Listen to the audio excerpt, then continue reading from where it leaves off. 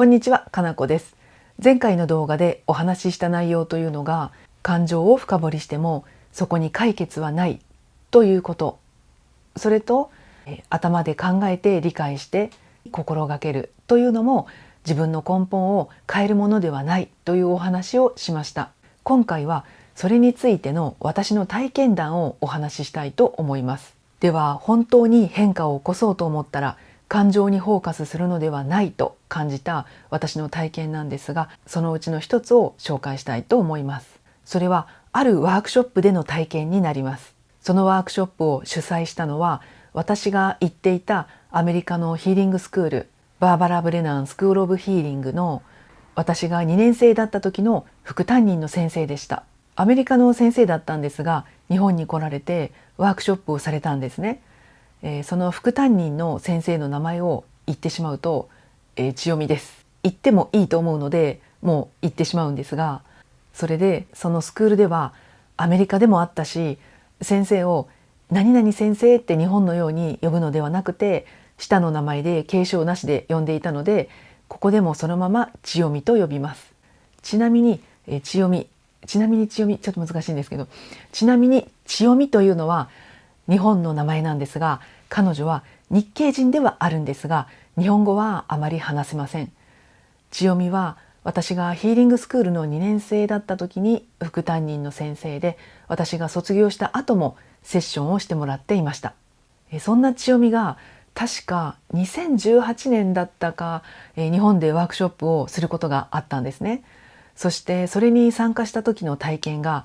私の世界観が切り替わった大きな体験の一つだったんです。その千代美のワークショップはトラウマに関係するワークショップでした。トラウマについての知識やトラウマを繰り返しそうになった時の対処法だったり、2人がペアになってワークをしたりと、もう盛りだくさんの内容でした。そしてグループでプロセスをする時間があったんですね。それはバーバラ・ブレナンスクールの授業でもそういったものがあったんですが、グループの中で誰か一人が自分の人生で困っていることや何かつまずいていること、感情的な不快感を抱えるパターンなどの何らかのテーマをグループのみんなにシェアして、それをグループのエネルギーに支えられながら探求するというものなんですが、それをする時間が設けられていたんですね。それで誰かシェアしたい人って聞かれて、私が手を挙げたんです。すると千代美は私のパターンをよく知っているので、みんなの椅子の縁からあなたの椅子だけ後ろに下がってみんなから遠ざかっているのはなぜと聞いてきたんです。でその時はみんなの椅子が円になっていて、それに座るとみんなが円の中心に向くような並びだったんですね。それが私の椅子だけがみんなから遠ざかっていると。それは千代美がそれを言ってきたのは、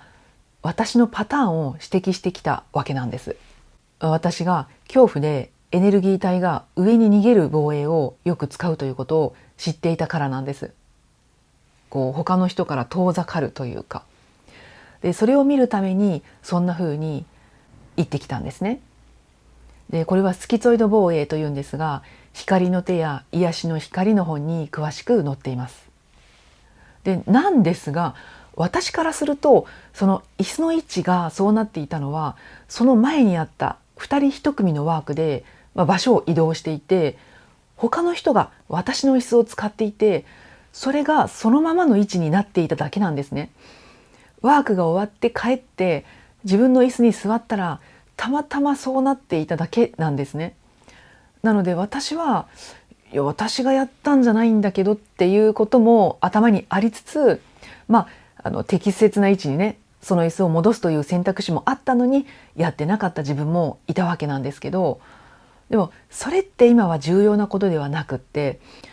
とにかくワークはもう始まっているというところにフォーカスして、あなたの椅子を見てって言っている千代美に対して私は言ったのが、私はそんな風に問い詰めてくるあなたのことが今一番怖いですって言ったんです。でこれは私も相手が千代美だったから言えたんですね。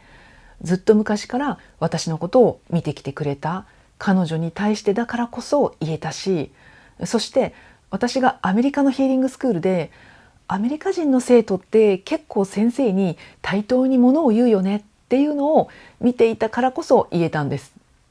でもこれが日本人の先生で完全に日本の文化の中で行われたものだったらちょっと言えてなかったと思うんですけれども、でもその時は千代美と私の信頼関係が土台にあったし、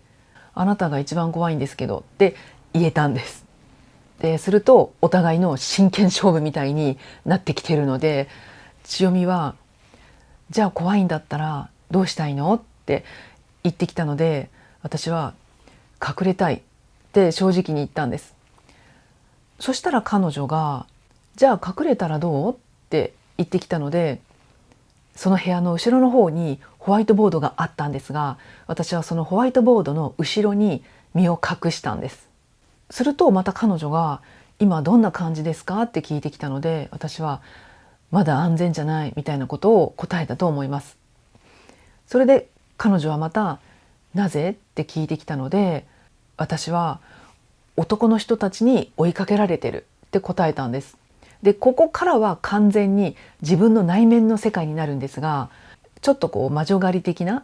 暗闇の森の中で逃げている感覚、そんな感覚を感じて、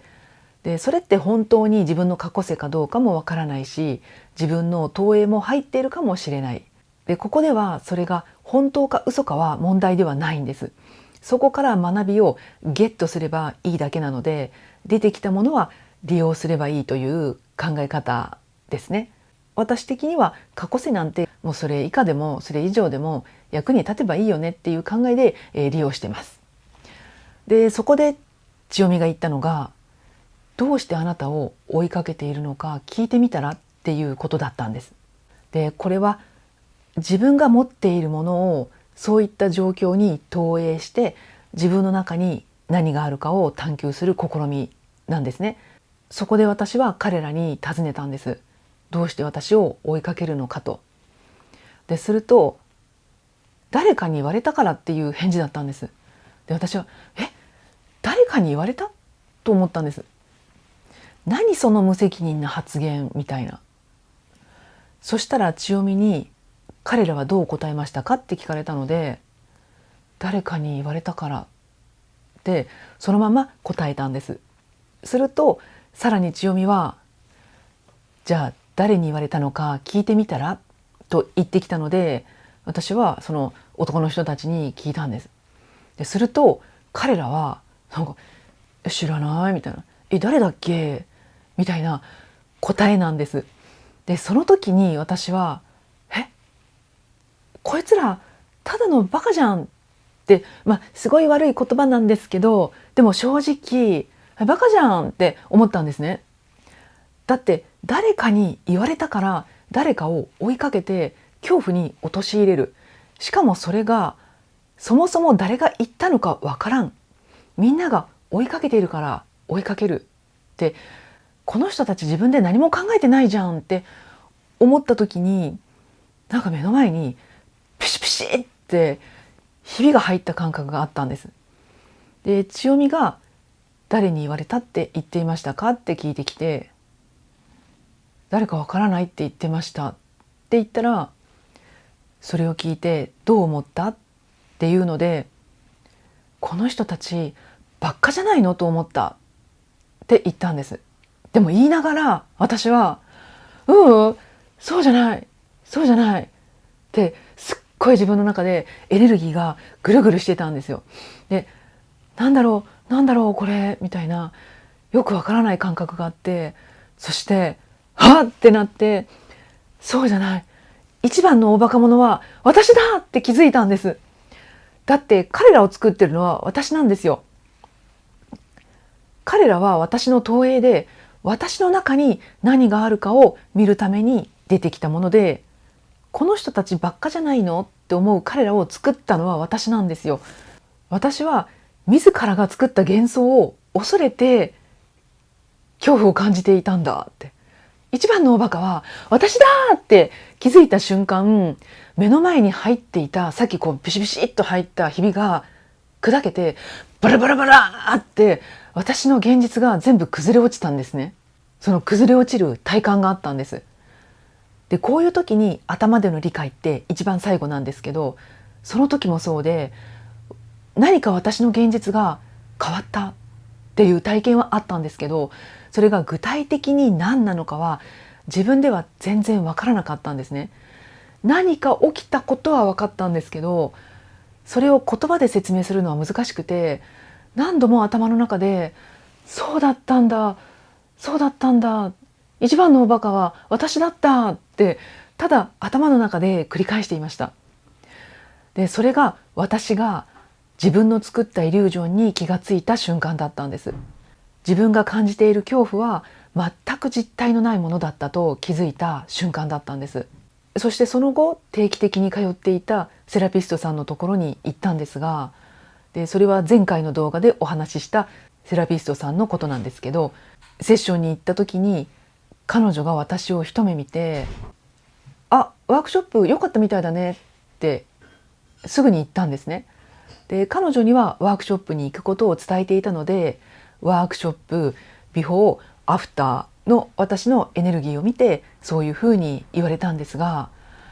やっぱりそういうことがあるとオーラというかエネルギーも変化するんだな、見てわかるんだなと思いましたっ